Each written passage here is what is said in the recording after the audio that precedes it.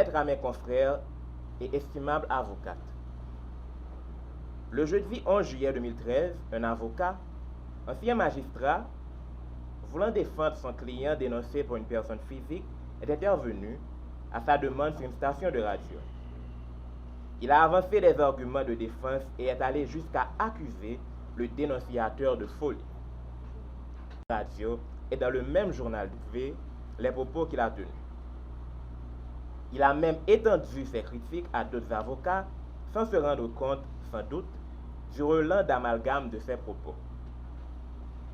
Il se pose un problème déontologique pour certains avocats qui, depuis ces dernières années, prennent l'habitude d'intervenir dans la presse parlée et télévisée pour plaider et défendre leurs clients, voulant ainsi retourner l'opinion publique en leur faveur.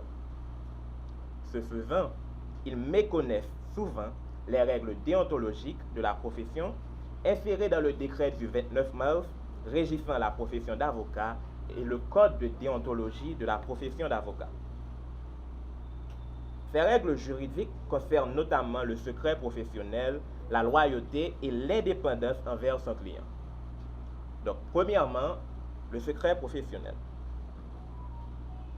L'avocat est lié par le secret professionnel. L'article 56 du décret du 29 mars 1979 dispose: le secret professionnel est un devoir absolu.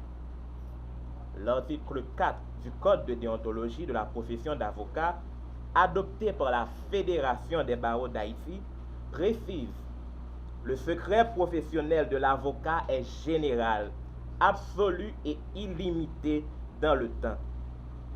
Il constitue un droit et un devoir fondamental et primordial de l'avocat. Ainsi, l'avocat doit respecter le secret de toute information confidentielle dont il a connaissance dans le cadre de son activité professionnelle, ce qui est d'ailleurs prévu à l'article 4.1 du Code de déontologie.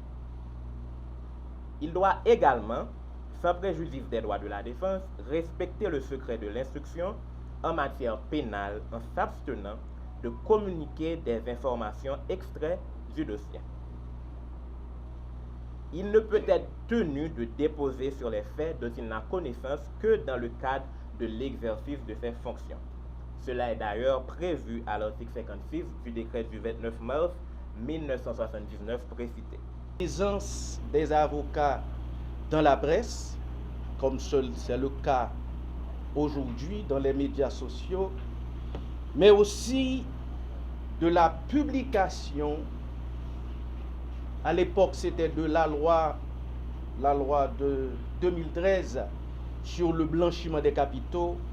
Et cette fois-ci, c'est la publication du décret du 30 avril 2023 sanctionnant le blanchiment des capitaux, le financement du terrorisme et le financement de la prolifération des armes de destruction massive en Haïti. Je dirais que l'auteur, à cette époque, Montferrier d'Orval, avait pris prétexte de ce cas qui a été rapporté par notre jeune confrère pour attirer l'attention de la communauté juridique et de la population en général sur les valeurs en promotion dans la profession d'avocat, mais également de présenter les limites de l'avocat dans l'exercice de son ministère. Le secret professionnel, la loyauté et l'indépendance sont au fondement de ce texte. Pour la méthodologie, chaque principe, c'est-à-dire chacune de ces valeurs, a été présenté dans le cadre du décret de 1979 sur la profession d'avocat et du code de déontologie. Ils ont été aussi appuyés par certaines opinions d'auteurs qui ont fait autorité à la matière. D'abord, le secret professionnel, ça a été bien dit, absolu, général et illimité dans le temps.